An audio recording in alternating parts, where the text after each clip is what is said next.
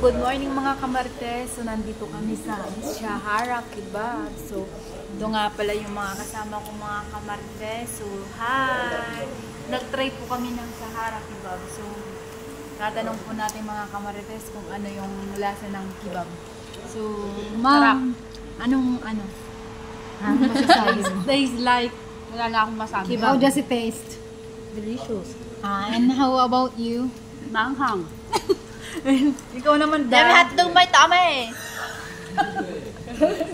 So, ito nga pala yung Shahara Kebab. So, sa mga nandito sa Wobich, kung gusto nyong mag-kebab, just try here in Shahara Kebab, located at Wobich. Kulang ng ano?